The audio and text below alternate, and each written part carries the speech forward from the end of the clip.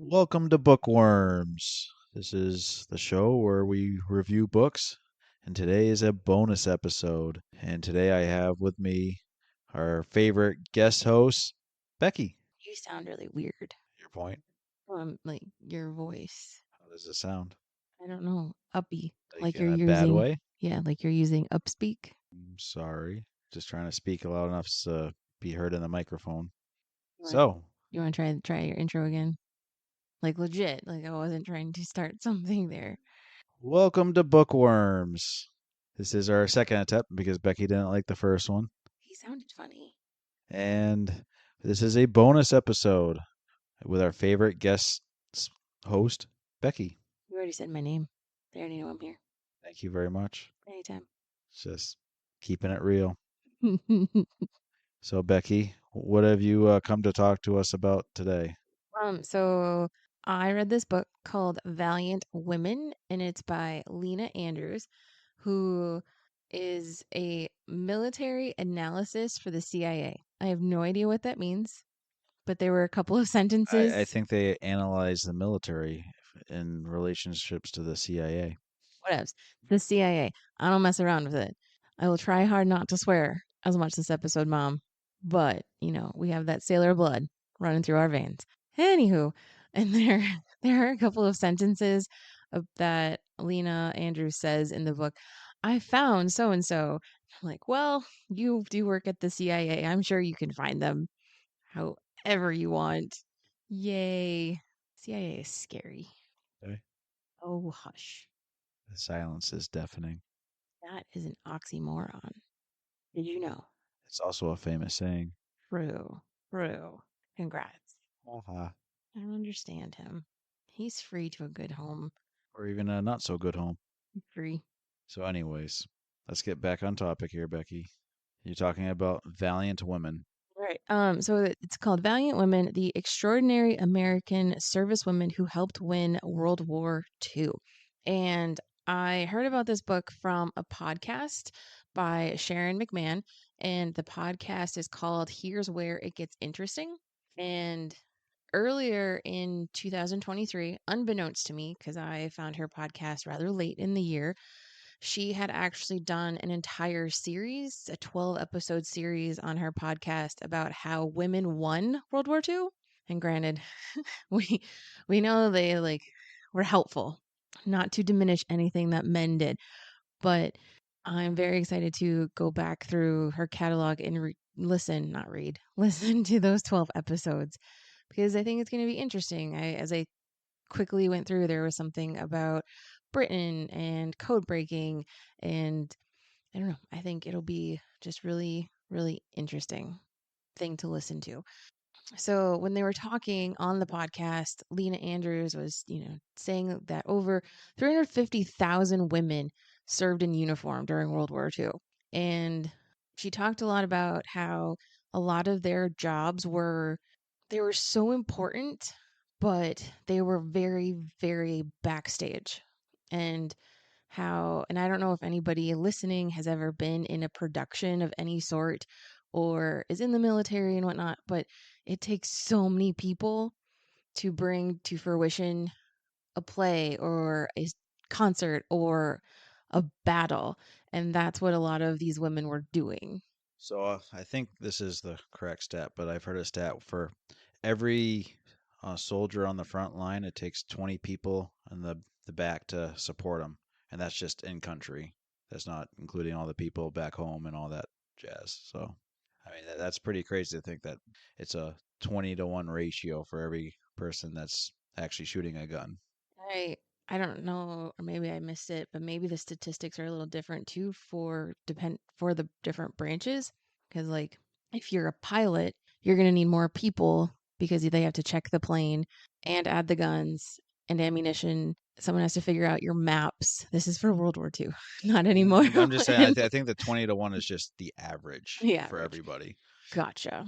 So yeah, so Like the Marines, they're just beating crayons, doing their own thing. So who knows?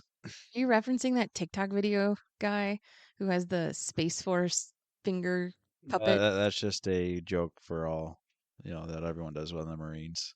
Okay. Not putting down the Marines at all. Just Please don't. Don't come and find us. It was him. It wasn't me. Semper Fi. Please don't hurt me. So some of these things is she spends a lot of pages talking about how they had to do a lot of record keeping because they didn't have computers as we know them. And there's one section, and I'll get into it, about mail and how mail had been backlogged in this one area for over 6 months. And this group came in, totally fixed it. And, it's so important. And my mom and I have done some digging into my dad's dad's history because he was in the military. So was my mom's dad. But we can't get my dad's records because they burned in a fire. And so it's like after reading this book, there was swearing in my head for these women because these women were probably so meticulous about making sure that his name was printed just so, and they got all of his correct contact information just for a fire to destroy all of their efforts. it was probably the same fire. I was listening to a Jocko podcast where he's interviewing a World War II vet, and they have zero record of him ever serving in the military. He can't get in the VA or anything. The only evidence he has is his Bronze Star that he had lost for a long time, and no one believed him until he finally found it. And but yeah, all of his records got burned up in this fire in somewhere Midwest or the South. One of those places. One of those places. Also on the podcast, it talked about how one of the women that Lena Andrews talks about is going to be made into a film by Tyler Perry. And I went to veteranlife.com just to try and find out some more information. And it is coming. It's called 6888, and it's going to be on Netflix sometime probably in the later half of 2024. So that's exciting. And she just wants us to know how important women were to World War II because when people are like, we should go back to the good old days, there's definitely this mindset of when the good old days were. And it's sort of that 1940s, 1950s period. But here were a whole bunch of women who were that stereotypical, well, some of them were that stereotypical, you finish high school, you get married, you pop out kids, you have pot roast on Sunday nights. But Pearl Harbor happened, and they're like, you know what I should do? Should give up pot roast for a couple of years. It's interesting. And she also talks about that a little bit and how one day, you know, they're in the middle of a war and they're talking to generals and they're probably getting a little heated with generals because let's face it, sometimes men don't listen to women. And then the war ends and suddenly they're back to making those pot roasts on Sunday night or Sunday morning, evening, whatever. That must have been just wild. Wild. I can't even. You got nothing there? He's just smiling at me.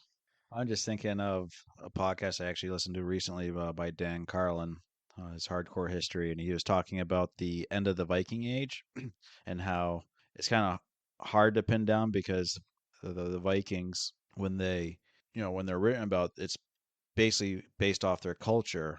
And as they invaded the rest of Europe, they quickly lost their culture because they were essentially consumed by larger populations.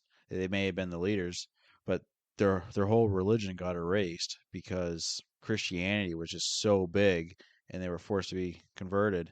And what Dan Carlin kept pointing out was women were probably one of the leading forces in the conversion because they're the ones that are kind of pushing it. They're the ones that are having to go to the church when their husbands or their leaders say, okay, everyone has to convert to this now because of this stupid peace treaty and because the Christians would refuse to negotiate peace until these Viking raiders would claim they converted and then they'd be in the area and the priest would demand that everyone go to church, and of course the men would find excuses not to go, but the women still had to go. So they're the ones teaching their kids about Christianity. They're the ones that are talking about it to each other and to their husbands and to other men in the community. And then they're bringing it back to Norway, Sweden, Iceland, wherever. And then on top of it all, the Viking sagas are also have a lot of strong women, and it's believed because essentially when all the men would go off raiding, well, guess who's back home? The women. So they had to pull up their bootstraps and do all the stuff that the men would do for farming and raising the children, hunting, fishing, whatever, because all they had were a bunch of children, old people, and cripples around. I don't use that word. Or Oh, that's not a nice, that's not a good word. Severely maimed Vikings. There you go. There's connotations that go with crippled. You would never survive with Gen Z. Nope. Good thing our kids aren't Gen Z. No, they're worse. They'll do a upswing like we had with, everything is almost everything's fair to say, like we had in the 90s. Oh boy. Someone's aging himself. Anyway, so the title of the book, I am guessing she never comes out and says it, but I'm guessing it comes from this quote that is put before the table of contents. It is, "Our debt to the heroic men and valiant women in the service of our country can never be repaid. They have earned our undying gratitude. America will never forget their sacrifices." That was said by Harry Truman, who was president at the time, on April 16th, 1945. The book is split into different sections. There's the problem. I'm pretty sure we all know what the problem was, but then there's the solution. And that's kind of fun. Was it? Anyway, the prologue is all about introducing some of these people, and she makes a footnote about using maiden names throughout the book. And I just went off on an existential tangent through there about names. So, how I have my dad's last name and my children have your last name because I refuse to give mine up. Nope, now is not your turn to speak. But Yes, they dear. stop. Sure. But like my mom carried our grandchildren, right? Because a female fetus has all of the eggs inside of her. They don't just magically appear when she is 12 and hits puberty. Like they're already there. So it's just like, what is really my name? Like, is it really the patriarchal line? Don't answer. This is an existential rhetorical question. Shush you over there. But just what is my name? And anyway, I went down that rabbit hole. Nope. Nope. Nope. Mm-mm. I do enjoy Stop. you get mad at me when I don't talk, then you get mad at me when I try to talk. I said it was an existential rhetorical question, meaning that you didn't need to respond. Maybe I wasn't going to respond. Maybe I was just going to Mhm, add some other little tidbits, but mhm. now you'll never know. Indeed. Your loss. Is it though? Is it really? The, Andrews, the author, I'll go by her last name, found that a lot of the women she was able to find wanted to talk about their service. And in part, it was because they weren't really, it's not that they weren't allowed to, it's just they were sort of expected to come back and make the pot roast and not give the, I don't want to say the glory, but give the honor to the men that served. She also found it very sad, and so did a lot of the women and the family members that she interviewed, that these interviews happened so late in their lives because a lot of these women are in their 90s and even over 100. So we're going to be losing them soon, unfortunately, and nobody's asked them these questions in this particular manner. You're making a face. Now I would like your opinion. I am not talking. I am letting you talk. So ignore the guy sitting in the corner. You're the man behind the curtain. Oh, I wish I had a curtain. Me too. And she goes on to explain that women were critical to the overall effort. They served in all branches of the military and all theaters of war and served in two-thirds of the available posts. And they were extremely necessary to supply chain and infrastructure things. So those 20 people at the front with that one man on a gun had so many more people behind him, even back in the States. Just, how do you get the gun from New Hampshire, if it's a Winchester, what I don't know the exact history of Winchesters, but whatever, we'll pretend, right? the, to get the Winchester from New Hampshire onto a ship across to probably England or somewhere in North Africa, and then get it to that particular person who's at the Battle of the Bulge. That is a logistical, chaotic puzzle. Retribution is not nice, sir. Don't give me that look. You can cut that part out. My notes in front of my face so I can't see him. She goes into an introduction and that talks about how a lot of these women they're your regular 1940s women, but many did feel trapped by the minutia of every day. So you finish high school, maybe you go to college, maybe you get a job, but you get married, you have kids, you make the pot roast. She doesn't actually talk about pot roast all that much. I'm just adding my little flair. Because you're hungry for pot roast. Apparently. Should I make a pot roast for dinner tomorrow? Maybe. Have the man do the cooking of the pot roast? I see nothing wrong with this. She gives a little history about how the United States did not want to join World War II at all. And that's true. We were very much aware of things that were going on, especially in Germany. And we are like, never mind. We're going to build refrigerators. Forget y'all. And, we put a cap on people coming over. There's a wonderful Ken Burns documentary about World War II. Sadly, Netflix stopped their DVD thing before we could finish it all. We missed out on the Iwo Jima parts. But, Yeah, we had you know, one episode left. right. Netflix. One One episode. episode. Oh. I'll get us And on PBS eventually. Don't worry. so part of the reason why they didn't want to join was there was, this very isolationist attitude. And there was also a lot of scars from World War One because 5 million of US citizens served and 53,000 died and 200,000 were injured. And there's another book, I forget what it's called, something about faces that I heard about on a podcast that I also don't remember. And it was about plastic surgery and how World War One was really the time when people started thinking about plastic surgery and how it can reconfigure someone's face just because there were so many facial injuries due to it. Oh, then we joined. We joined World War II and we made a bunch of stuff. We made over 300,000 airplanes, over 80,000 tanks, and over 2 million trucks, right? And I believe there was a statistic out there that we made over 40 billion rounds of ammunition. But I don't know the specific what bullets and missiles and bombs. It's all just looped together, I think. So we get to the problem.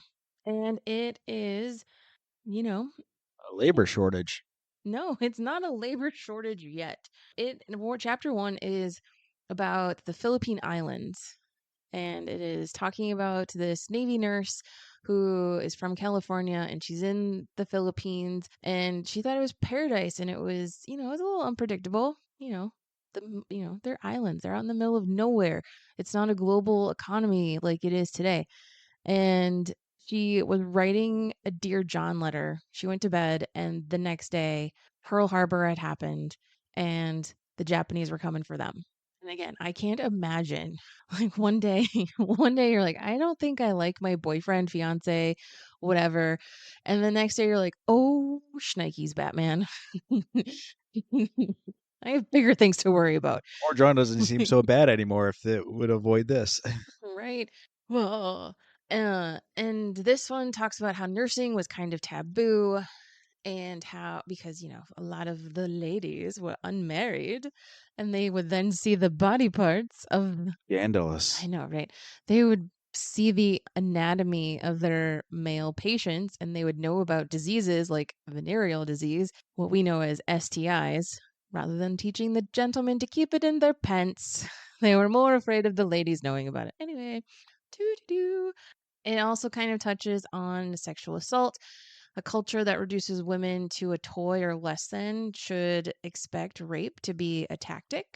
And I just had an idea like 2,000 years of this bull poopy has led to this idea that, not only are women not supposed to know the male anatomy before they get married, but they should also be expected to be raped if they are in the military. That is BS. Patriarchy.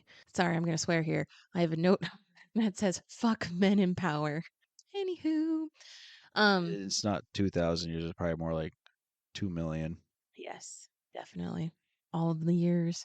A lot of nurses stayed when the Japanese took over the Philippines, and I I was questioning, and I think they questioned, was that brave or was that stupid? Because some of those conditions were horrible. And obviously, you don't know at the start of a conflict how bad it's going to get. You have guesses, but just, was that bravery or stupidity? Because MacArthur got out. He was like, "Peace, I'm leaving on a jet plane." He didn't really leave on a jet plane. Just want to state that for the record. Thank you for letting us know that there were no jet planes with MacArthur on it. Anytime. Anytime. The next chapter starts talking about the labor shortage. You got one right. Oh, me. So, in the 1940 census, apparently the United States had 133 million people. Men were around 66 million people, and those aged 25 to 45 were only 25 million. And the white ones of that were about 20 million. Because remember, racism is alive and well in the United States at this point, even in the North. Just remember this, everyone. Industry wanted the same kind of people as the military. They wanted people who would work hard. They wanted people who were knowledgeable and, wouldn't put up a fuss. So immigrants. Nope. Not really. Not really what they else. They didn't. They weren't too keen. So women started, filling some of those roles. And then the military, the War Department, studied the idea, but the idea fell apart because traditionalists and conservatives said women belong at home to cook, wash, and mend things. The pacifists didn't want a standing army. So there was this huge conflict between the two different thought processes. And I'm sorry, nobody wants me to stay at home to cook, wash, and mend. I can barely sew a straight line. I can attest to that. I have seen her sewing abilities. But you know what? At least I have something. There was a woman, Edith Norse Rogers, who was a congresswoman from Massachusetts. Woot woot. Won her late husband's seat. She had seen what the conditions were like for women who were over in World War One and wanted to protect the women if they would ever go to World War Two, as much as the men were. And so in 1941, she introduced some legislation, and the army countered that. Okay, we'll let women play along, but they can't actually be in the army, which was BS. So they finagled that women got lower pay. They didn't get the same pension or benefits of service. There was a cap on how many women could be in this thing, and they couldn't outrank them. They could not outrank a man. So I guess in the sense that they could only go up to, I think it was a lieutenant colonel, and they couldn't go anything higher than that. So they couldn't become a general. They couldn't become a captain. And anyway, that's just, or heaven forbid. And that resolution finally passed in May of 1942. Yay! Women are like on the way. Woo! So we have this wonderful woman who really liked hats. Her name was Oveta Culp Hobby, and she became the director of the WAC, the Women's Army Auxiliary Corps. It eventually is just, and it's at this point it's the WAAC, and then eventually it'll become just the WAC. Either way, it's WAC, and that's how I'm gonna say it because it makes sense in my head. She was from Texas, and she was able to like overcome a lot of obstacles. There was still a lot of things to overcome. The military was really obsessed about clothing and making sure that this person looked pristine. Homeboy fighting over there could look dirty and tattered, but the women had to look pristine and their behavior had to be above reproach.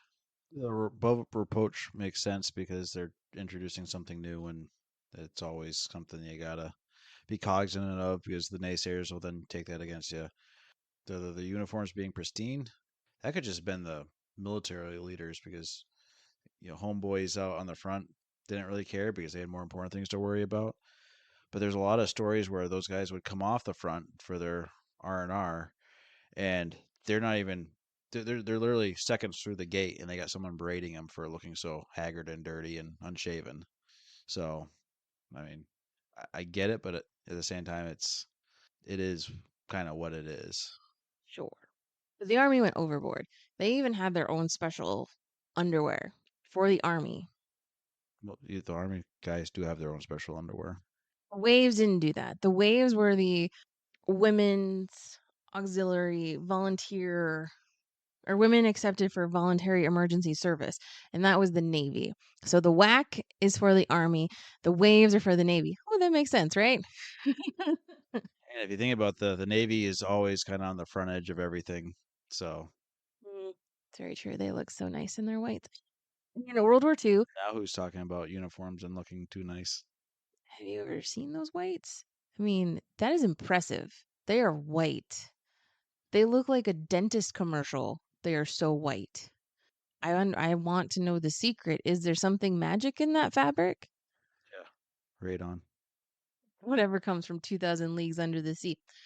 So the waves were a little different. There had been women in the Navy in World War One. There were about 10,000 of them, but in 1941, before Pearl Harbor, the Navy was like, "Nah, we don't need them. It's gonna be fine." But this woman, Dr. Margaret Chung, who I don't know why this was really necessary information, but Andrews, the author, put in that Dr. Chung was most likely queer or lesbian and had been investigated by the federal government because of this. Maybe it was because of her relationship with a lot of Navy men, not in a sexual way, just she kind of adopted them, became a mom figure. As many as like 500 came to call her like mom, which is a lot. But she used her connections to help create waves, and she wasn't allowed to join because of her age and most likely because of her ancestry as a Chinese American and her sexuality, which, boo, boo.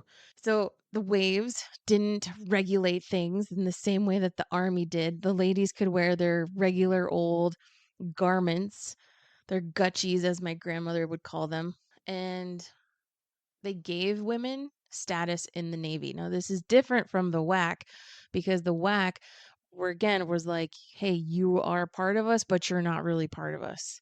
Sort of like a Mean Girls thing where maybe you can sit with them on Wednesdays. But the Navy was like, you're part of us, you're gonna get the same benefits, whatever. But you can't go higher than a lieutenant commander. Because again, heaven forbid, a lady is higher. And they picked a woman named Mildred McAfee who had a lot of credentials. She went to Vassar and University of Chicago. She was the president of Wellesley. And of course, there were difficulties that she had because, sexism, whatnot. The Marine Corps and the Coast Guard also made theirs. The Coast Guard was named SPARS, and it's Semper Paratus, always ready. That's what their name is. And then I love me the Marines. So the Lieutenant General Thomas Halcombe did not want women anywhere near this. And he was also racist. He would rather have had 5,000 white men than 250,000 black men. And he was just a, oh, but he was got with the program and he's like, all right, there's political pressure. They're also going to provide manpower. So they found this woman, Ruth Cheney Streeter, who was a housewife and a pilot. And he was like, we're not doing any of this fancy name crap like the whack and the waves and the spars. They are just the MCWR, the Marine Corps Women's Reserve. I love it. Just straight to the point. You know exactly what this is. I can't even make like Morocco. I don't even know how to make the sound. Don't laugh at me. Don't laugh at me. He's doing his toenails while listening, people. That's just. That is fake news. You'll probably hear the clipping in the background. By the time we get to chapter 8, we're starting to think about an Air Force. Now, the Air Force didn't exist as we know it today in 2024. It was under the umbrella of the Army. So she goes into a little bit about the history of women in aviation, and there was a group called the 99s created in 1929 that had Jacqueline Cochran, who is also known as Bessie Lee Pittman, Nancy Harkness Love, and there were mixed feelings about women and flying. So the Women's Air Force split into two different groups. One group was more of a ferrying service.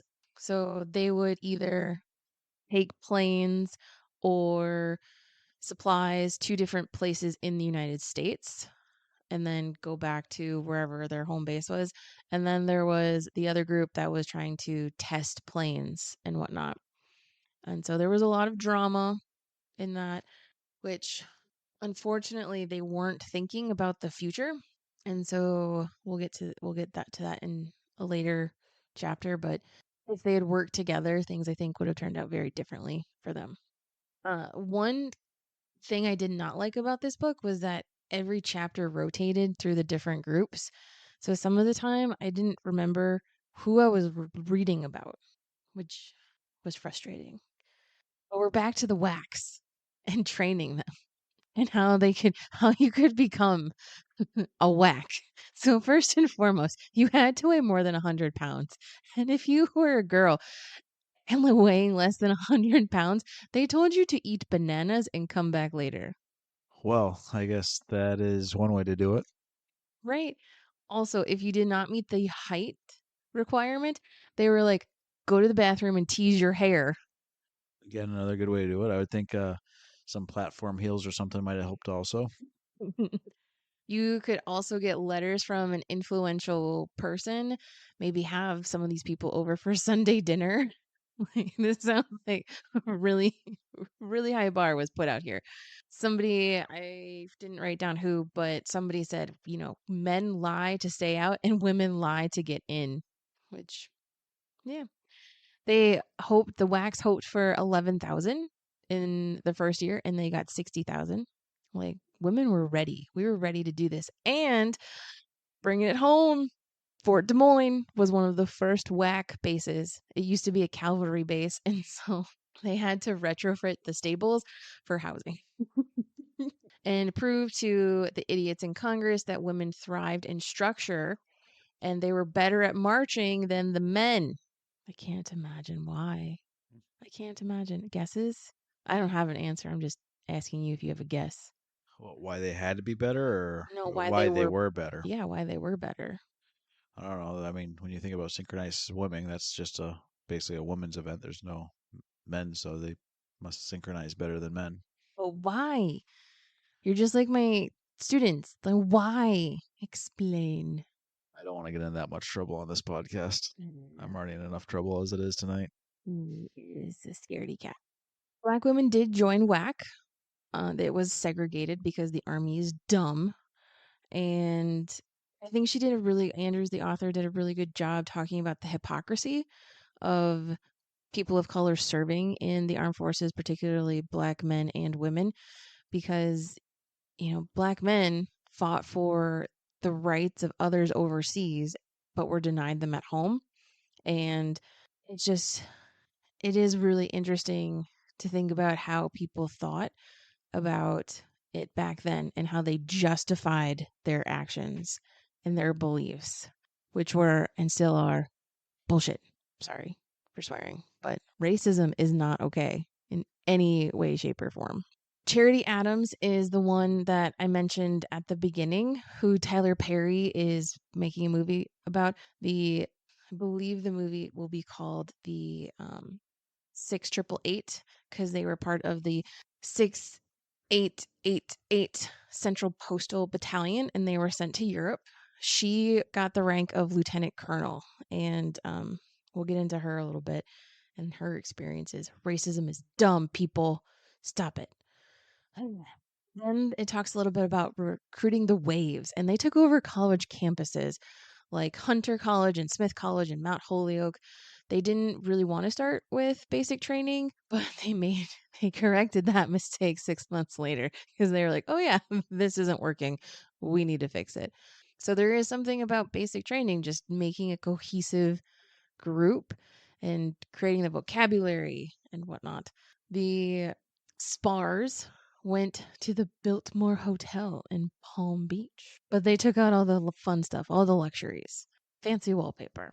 And then the the Marine Corps Women Reserve went to Camp Lejeune. Like, welcome to hell, basically, right? They got a better sense of weapons though, and the men performed better. There were just, because they're thrown into this camp that's usually just for men or has been just for men, there was a lot of harassment, a lot of name calling. They called them BAMs, which meant broad assed Marines. Like, really? Have you not seen a man's butt? Like, it's all broad.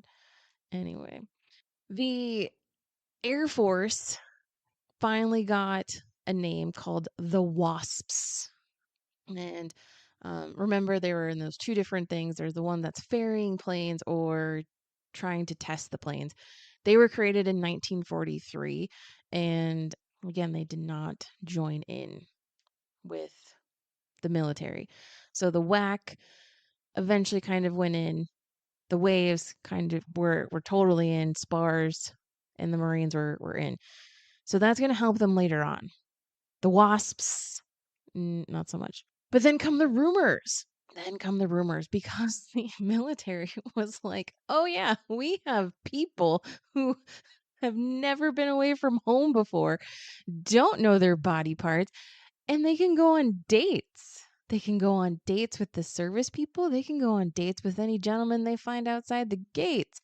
And so people were in an uproar because a lot of women were like, hey, no one's watching me.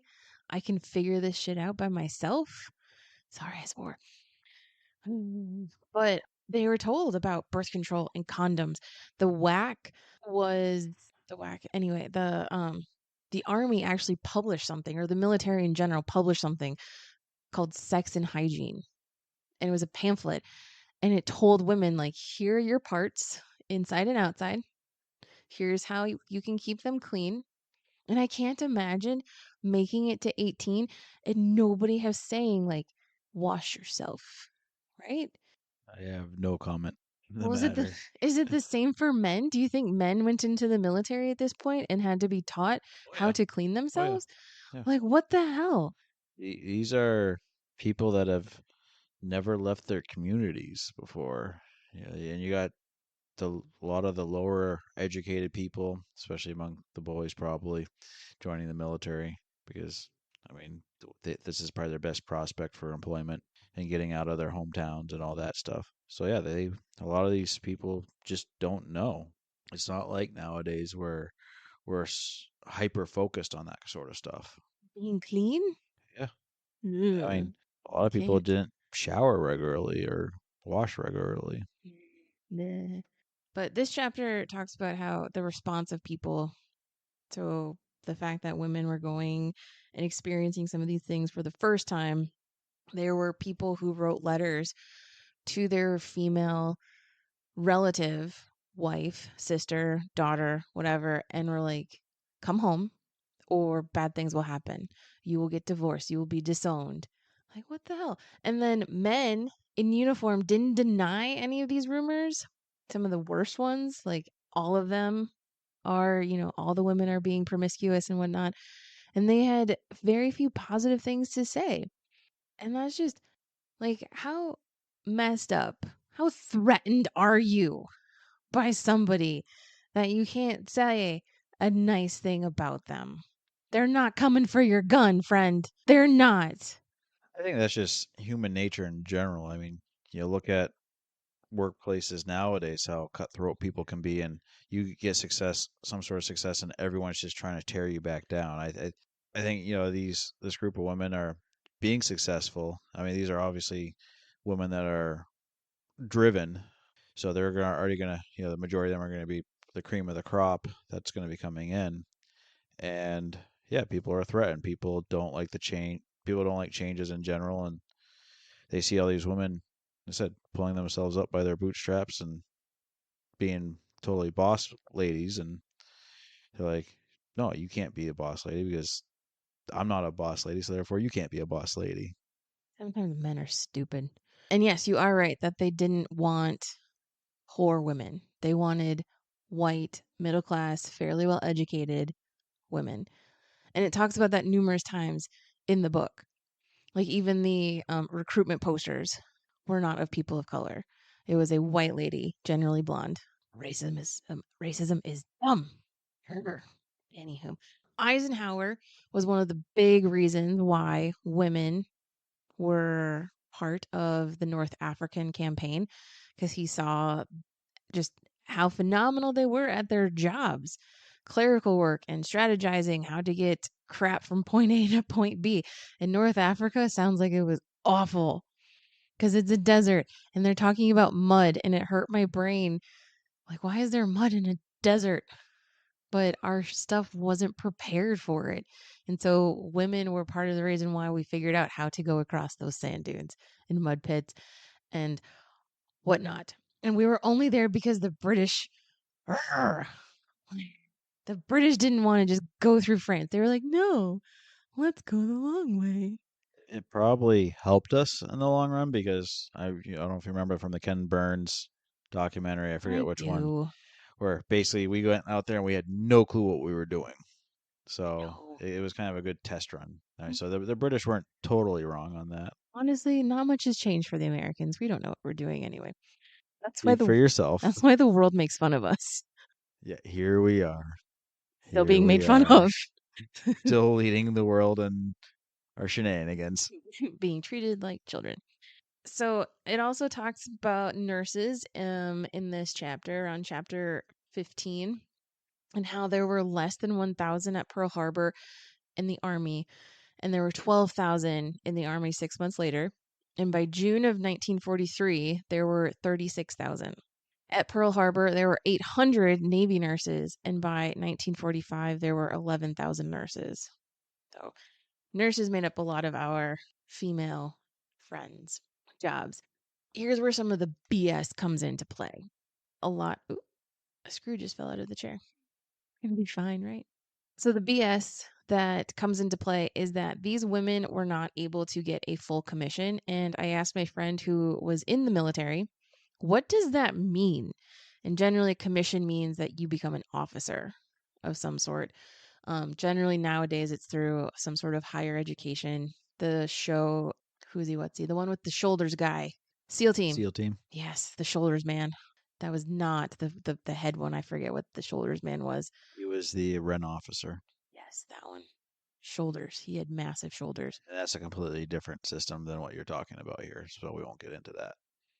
Well, no, I was gonna say, so in that show, there's an enlisted officer who goes through school. That's what I was trying to say before you made an assumption.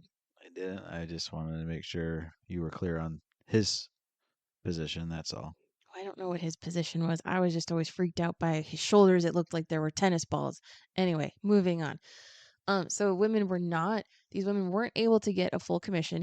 They had the titles and duties of full rank, but they didn't get the benefits, so they didn't get pay. And a second lieutenant in the army got $88.60 per month, and dudes got double. BS. It eventually was reversed, but for many of them, they still were not able to get burial rights or retirement. And I'm sorry, burial rights is a big thing. If anyone has ever been to a military service for a fallen veteran, like that's a big deal. And to have served and to have died in defense of your country or trying to help serve your country or even afterwards and not being able to get those rights, that's BS. Brr. Can you tell I get a little heated? Back here in the States, don't smirk at me. In the States, there was a lot of anger at women for working because all of these men went to go fight and to go serve in the military. And who's left? As you pointed out earlier, it's women and children and people who are disabled for whatever reason. Now, granted, there were still a lot of men here because remember that their target audience in the military were those 25 to 45. So there's still lots of people. And, the young boys got permission from their parents and signed up at 16, 17. Or they just flat out lied. A lot of them did that. That too. The unions were kind of hoops because they wanted to make sure that jobs went to men first, even if a woman was qualified, which drove some to the military, some women to the military. And yeah, just, ugh. The this chapter was kind of all over the place because then it jumped back over to serving overseas and the dangers that women face there. Like there was a plane that went down and it took the women who they were in Italy and they were going somewhere else in Italy. No, across the way. Anyway, geography sometimes is hard for me. But somehow they landed in Albania and it took them 3 months to go back to their original spot because they landed in enemy territory, and they had no idea, is this a good place? Is this a bad place? Mm. And the planes were often, oh, the planes were, what's the word? Words are hard. Dilapidated. No, fair game. The planes were fair game a lot of the time because they'd pull double duty. So a plane could be carrying ammunitions and supplies and whatnot. And then on a return trip from the front, it could take wounded soldiers and nurses and whatnot. And because of that, they would not be able to have the Red Cross painted on them. That's fairly common. But it's BS. It's common nowadays, even with our people. So Yes. And those women were amazing that they came all the way back. FDR, I know everyone is like, FDR is a great president to an extent. He was still a little punk, I think of the times. He was ahead of his times in many ways. not in this way. There was a ship that was holding a bunch of wax and it was torpedoed. Those women got into a life raft and helped save a bunch of men. And when they landed in North Africa, president was like, "Yay, they survived with just the things they escaped in." And everyone chuckled because they were basically naked. And everyone thought it was funny, his innuendo. It's like, seriously, these ladies, these women are going to try and help our country, and you reduce them to what they are wearing. Arrgh. It's around 1943 that the WACs are finally integrated into the army, full stop, and they got things. Women, the waves trained many of the men, especially the last 2 years of the war, especially Navy aviators. They most likely had training from a wave at some point. They did things like aviation gunnery, air transport, air combat formation, and celestial navigation. I am Moana. Anyway, don't look at me like that. It was the perfect time. You're going to leave that in there, aren't you? They're recorded, yes, I will. Yeah. He's sitting over there just staring at me like I am. Oh, Anyhow, he's free. He's free. Anyone, please, save me. please take him. Women did a lot with the airplanes because they were detail oriented and they had smaller hands. And I don't know much about an airplane, but I have tried to fix my sewing machine, and ugh, those things are so tiny small. Men had issues, of course. There was one particular place where one of the top men was like, "Women can't be here. We don't have the bathrooms for them." Seriously, seriously. Ugh. So finally, they figured out a way to make sure it's okay. And it was, you put a peg outside the bathroom, and whoever's hat was hanging was showed like if it was a dude or a girl. They could have just dug their own latrines. Whatevs. And some men were so obnoxious that women were coming for their jobs that they would try and sabotage women before they even got started. So there's this story about these two men who were being replaced by women because the men were being shipped over, and the women had to move tires to this top shelf. And the men went to lunch and were like, "Good luck." And when the men came back, I really hope that their eyes bugged out of their head because the women had done it. And they're like, "How'd you do it?" And the women go, "We made a pulley system." Like, why do men think women are stupid? Don't answer that. I was just gonna say, probably a lot of these men were afraid that the women were gonna take their jobs, and that meant they got sent to the front lines and got shot at. And they were like, "I like this cushy job back in the States, hiding from the real action." And I was not saying that the women didn't want to get into the real action, because I'm sure most of them did. But there's probably a lot of men that were just terrified to move up and be sent overseas, and that's probably part of the hostilities, like in this situation. It's not the women's fault. No, but And they should have again, known better. human nature, and these people don't really think of, like modern psychology, even modern psychology to their standards, and don't realize that they're just projecting their assholery and being chicken shit to, hurting these women. They're just thinking about themselves. And black women had it really bad.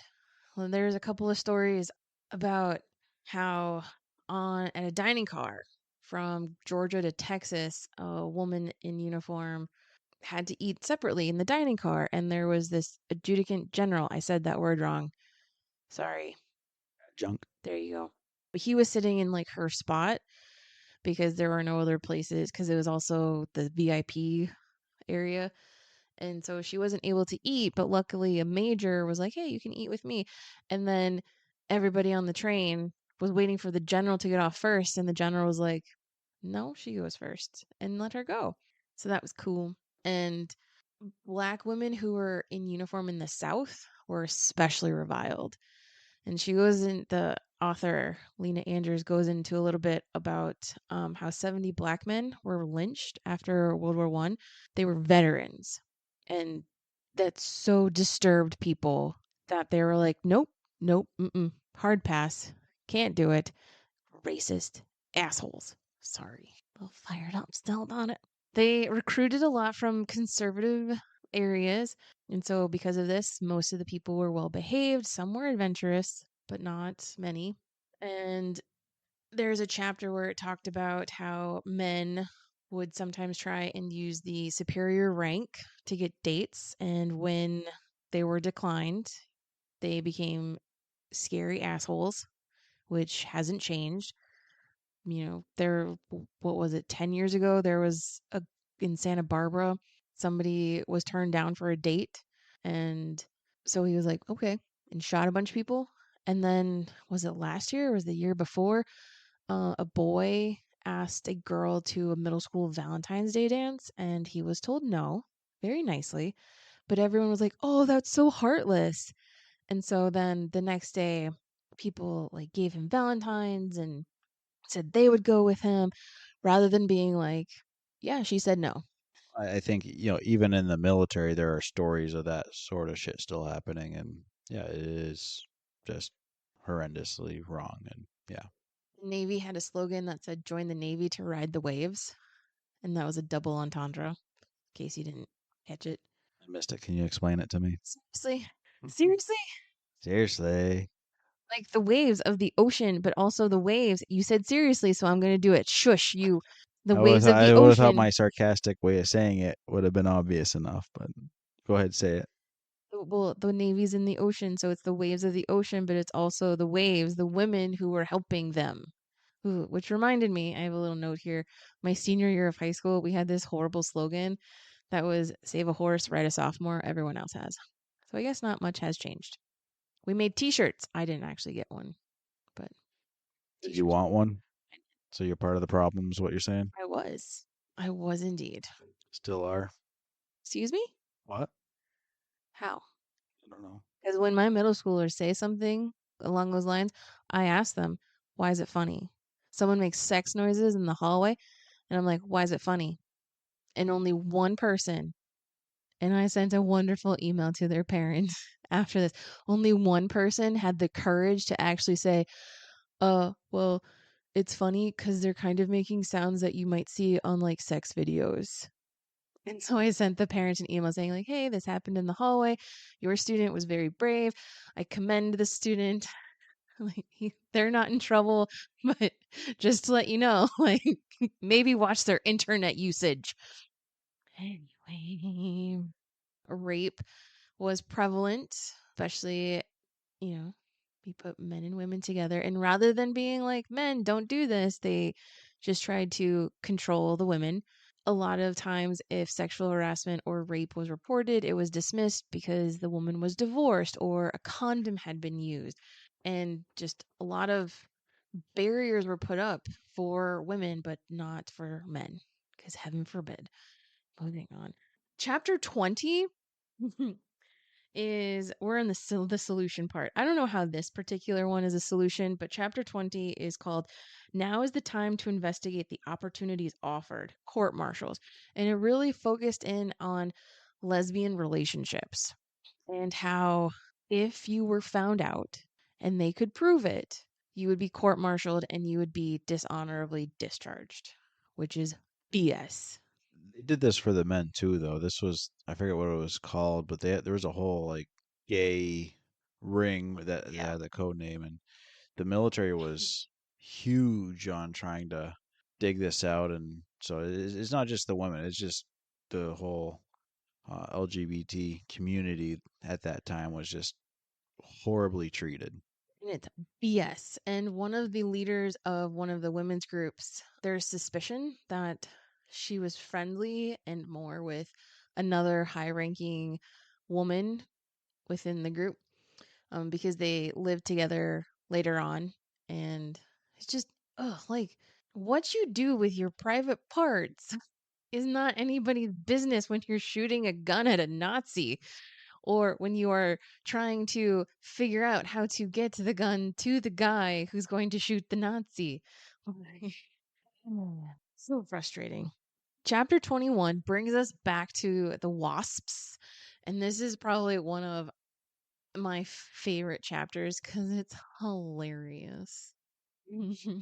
So the chapter is introduced with this female pilot who drops down, and she's the first one from her squadron to get to the base, and the runway is really bumpy, and a male pilot, bets that the group of female pilots coming behind her are going to bounce on the dirt runway, and the control officer is like, okay, I'll take that bet.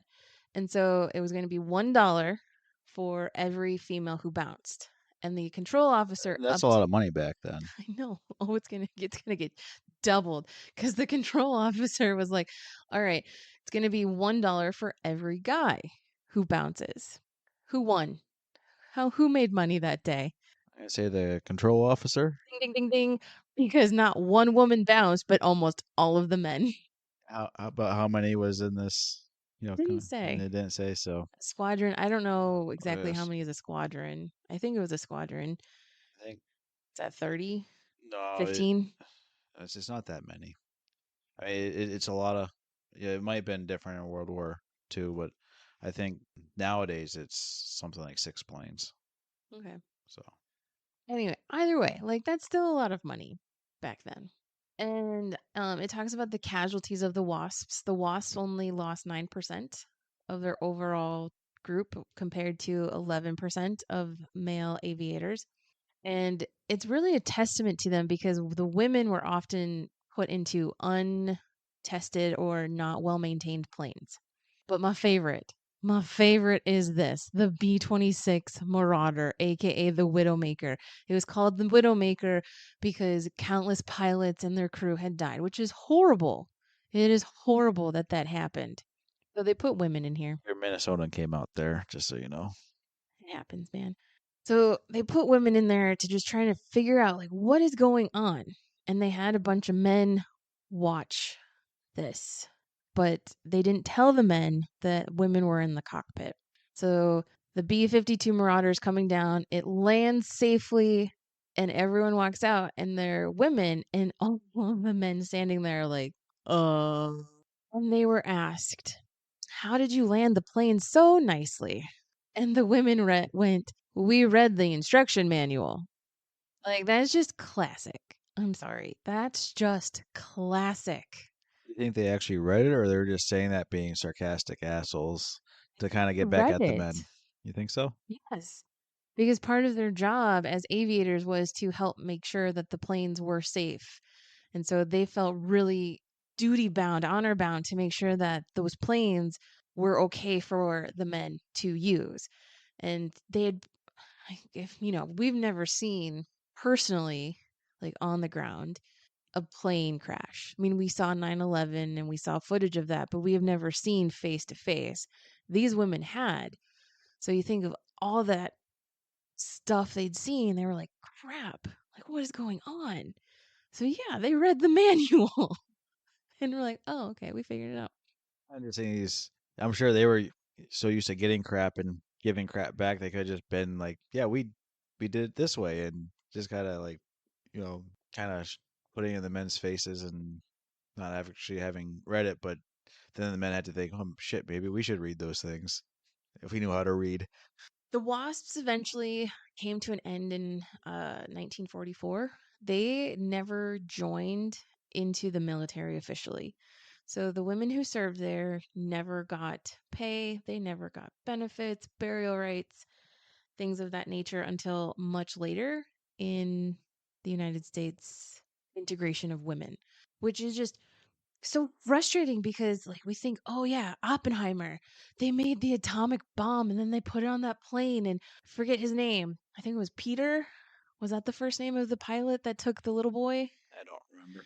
But a woman was the first one to actually test that plane to make sure that it could hold the payload. Was that in Oppenheimer? I honestly don't know. I didn't see it. But I would hope that that would be in there because that's an important thing. Like you're making a big old bomb. You got to make sure your plane can fit that bomb. Anyway. You really got your hackles up tonight. Oh, yes, I do.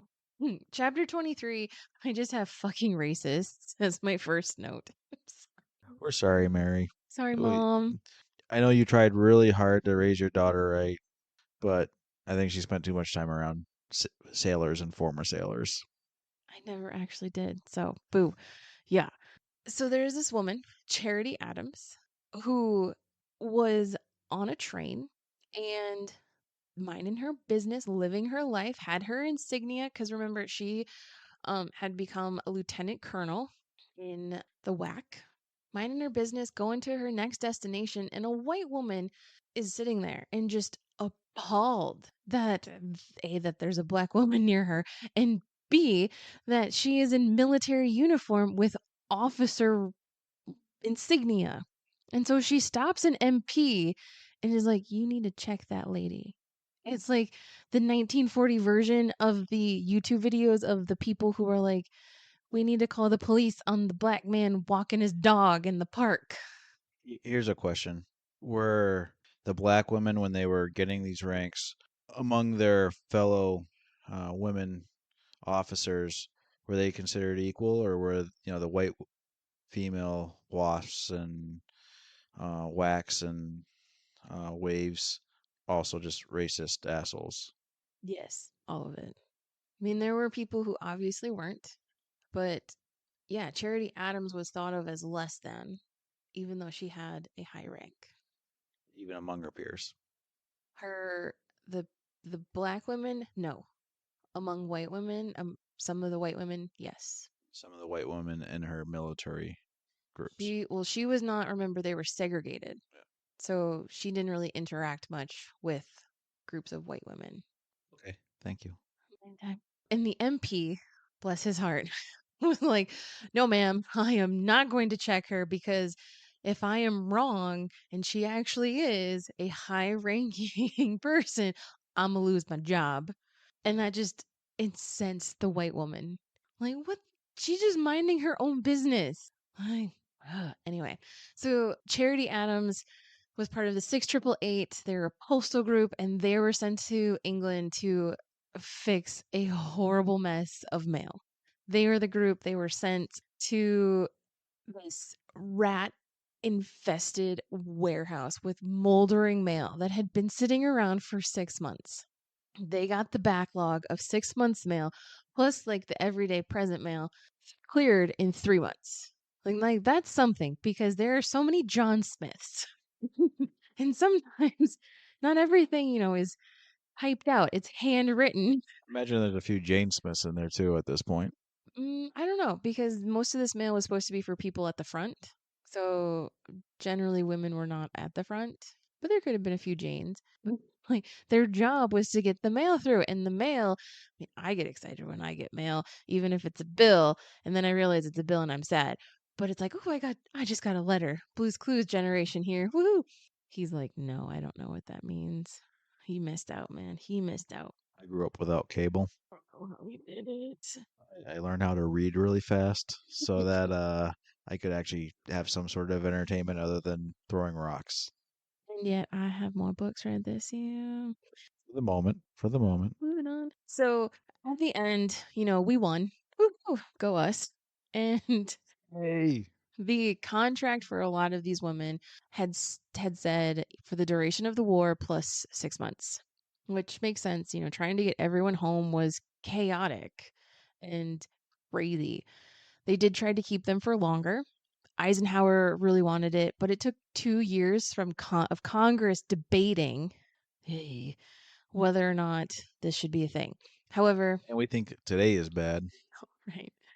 However, in June of 1948, the Women's Armed Services Integration Act was signed into law by President Truman.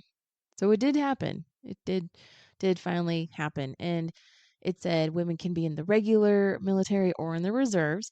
They couldn't serve in combat roles. They couldn't have full command or authority over men. They couldn't go above a captain or a colonel.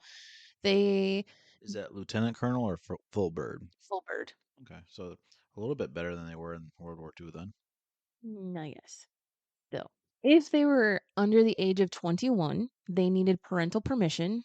Men did not need parental permission if they were under the age of 21, and they could be dismissed for any reason, like pregnancy. They could not have any dependents, so they could not claim their husbands or children. And oh, this is when one of my faves comes into the story. In 1973, Ruth Bader Ginsburg starts arguing Fontario versus Richardson. Fontario was a lieutenant in the Air Force, and she wanted to make sure that her husband had the same benefits that women of military spouses got.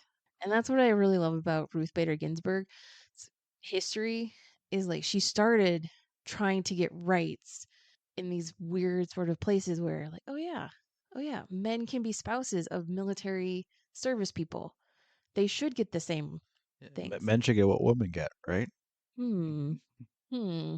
Funny It, how that works out. right? What sometimes, huh? Isn't it? Isn't it just? And the author talks a little bit about how, we think of the military as this sort of crusty institution and how it's backward, but it wrote that sex and hygiene manual way before the feminine mystique came out, way before Gloria Steinem was like, let's make the Mrs. magazine, right? So that's just interesting. And it ends, spoiler, I don't know if it's a spoiler. Anyway, it ends with the We won, remember? we did. It ends with the just talking about the Coast Guard naming a cutter in 2012 after the woman who ran the SPARS program during World War II. And it was the first time that a first lady had ever sponsored a ship like it. So, First Lady Michelle Obama was the first lady to sponsor this type of cutter. So, that was just interesting. And I really liked it. And yes, it gets me fired up because we forget so much of what women have done. Because yes, history is written by the victors, but women have been part of daily life for 2 million years. As Dan Colleran said in his podcast, women are literally half the population. Legit. Sometimes more after a war like this, where all the men, manage to kill themselves. And I work with middle schoolers, and so they they talk sometime about what they're doing at home, and they're playing games. And some of my female middle schoolers enjoy gaming, and they are terrified of ever letting the people that they play these games with know that they are female, which is BS. It's BS. Like, I can't even. 2024. All the great wars, all the horrible wars. There were always women around. They were the ones who afterwards would help clean up. And that's nasty. That is nasty. Like, dead bodies stink. They're fascinating, but they stink, right? And so, we hear the stories about the camp followers and the sex workers who follow the armies and whatnot. And that's it. We are never really told of the women who helped support these individuals. We even miss the stories of the women who are running the castles when the men go out to go kill each other. Like, They always say, "Oh yeah, the the one guy did it, but who's he taking orders from? The the lady of the house." And oftentimes, the men couldn't be bothered running the house and left it to their wives or oldest daughters or whatever. I don't know. I just thought it was a really good book. I'm going to go back and listen to those 12 episodes that Sharon McMahon has about World War II and how women won the war because I'm intrigued. Maybe helped helped win the war. I mean, this is not to downplay their. As you're about to do it. I'm just saying that without them, we probably wouldn't have won the war. But without the men, we wouldn't have won the war either. So, everyone helped.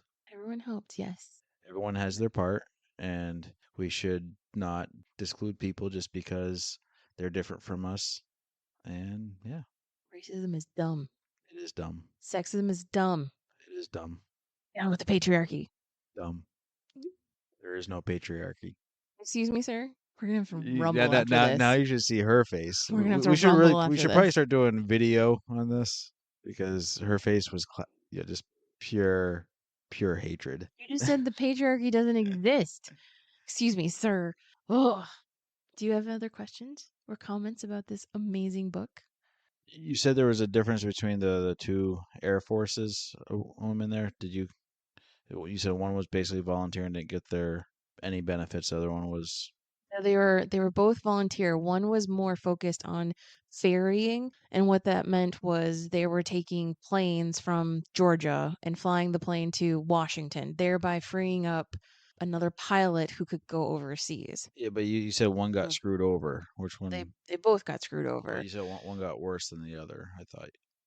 So the ferrying, the way it kind of worked out, so the two women in charge of those two groups didn't see eye to eye, and the one who wanted to be more engaging the women with the military in general won out, and the one who was all for the ferrying kind of slipped under. So there was this headbutting, and I guess you would sort of, it's not a cat fight, but there was a lot of disagreements about how that program should be run. And so, and I forget her name. I believe her last name is Love. No, that's not right. I forget. Boop, boop, boop, boop, boop, boop. Anyway, she had the ear of the general who was in charge. And so she was able to make it more of what she wanted overall. And she didn't when the two groups finally became one and had the opportunity to join up with the military, she was like, "Nah, we don't need it." And then it was disbanded and nobody got what they rightfully deserved until much later. I think that's all the questions I have. And then all the ladies went home and made pot roast. Grr. Roasts can be very good. Thank you very much. That's not the point. That's not the point. Ugh. I'm partial to steak though. Pot roasts tend to be a little watered down. I think I would have had a problem. And some of these women, especially the ones in leadership positions, when they came back, they continued their leadership. They became presidents of colleges or heads of departments. One woman, forget which group she ran, but she was later asked to be the secretary of housing, which is kind of cool. And So they weren't all just going back to just making pot no, roasts. So the more they were not. savvy ones were able to continue some sort of careers in the civilian world Yeah, and I think some of and them can continue the, I guess you could call it the feminist movement or just the human movement of equalizing everybody. And some stayed on because they were nurses and that was already sort of spoke of the umbrella. But I think that would have been really hard, just like it was for men to come back to have, maybe the women weren't on the front lines, but they saw some shit. They experienced some shit. And to come back, and so not only did we do a disservice to our men by not taking care of their mental health, but then the women who came back were just sort of like, go home, have your babies, make the food, let men have their glory. Don't really talk about what you did. I mean, you think about it, the women are being forced back out of the job market, which is definitely tough for them. And the men are saying, hey, all these women are doing my job. And their whole worldviews were, they're coming home thinking, like, okay, everything's going to be the same as when I left. And then they come back and that's shattered after having their whole psyche shattered at the war. It was just a bad deal for everyone. And basically nobody would knew how to handle that. I know I probably would not have done very well. No, you would not have. You would be like, I like this welding thing. I'm gonna keep welding. I don't care if I am welding my own casket here. We're gonna keep going. I want adventure in the great wide somewhere. So yeah, you have any other comments you would like to make? I think people should read this book, and I hope that So what's the book called again, it is and who's it called by? Valiant Women: The Extraordinary American Servicewomen Who Helped Win World War II, and is by Lena Andrews, who is a military analyst for the Central Intelligence Agency. Please don't come and hurt me. Since you've been gushing over her, I'm sure she will give you a pass on this one. He has a PhD from MIT in political science. Like, that is high bar. It is. So yeah, we're coming up on our longest episode yet, so we'll start wrapping it up, I guess. Um, I was hoping you were going to hit 2 hours, but you're falling a little bit short of that. well, I can probably add more. I think we're good. You doing a little song and dance isn't going to quite translate to the podcast, so. Conquering hero. So yeah, this has been Bookworms. You can follow us on Instagram at kendallbookworms. We have an email at kendallbookworms@gmail.com. We're working on getting a YouTube channel out there, so check that out if hopefully we'll have that up sooner or later. And yeah, Alex has some books. He's not here with us today, but I'm sure he'll appreciate any sales he can make. Paul Pimpleton versus Ragnarok is his latest title. My favorite title of his is his first book, The Destroyer. You can find that on Amazon. We'll have the link below. Is there any other things? Oh, we're on Podbean, so check that out. Like and subscribe and comment on Spotify. I usually put up some sort of question or poll, so definitely check that out if you're searching us through there. Am I missing anything, Becky, that you can think of? You said Facebook and Instagram, your email. Facebook, yeah, we have a Facebook page. Follow us on that. Show us some love. We want some love. Tell us about to your friends. That's the best way to get our name out there. And we'd love to have our audience growing and learning about all these great books we read. Desperate people. He Very, talks to me now. I know. It's scary. Instead of answering mail or trying to set up a podcast, he talks to me. And also, if you want Becky to become a permanent host, No, please I don't want to read most comment of these and books. force her to read the books Alex and I read. I refuse. Eh, Stuff did me in. that is a bonus episode. That is not a main feed book. So just like this is a bonus book, I think you'd do great. People love doing Stiff. They love doing Butcher and the Wren. So I think you should read more books with us. My mommy says I can't swear as much, so I can't do it. I give you permission. As your husband, I give you permission. Ew, he just said a naughty word. I need to go take a bath and bleach. Ugh. Yes, I know that's going to hurt. I won't actually do it. I promise. Anyways, that is all. I hope you guys enjoyed. This has been Bookworms. Out. Bye, worms.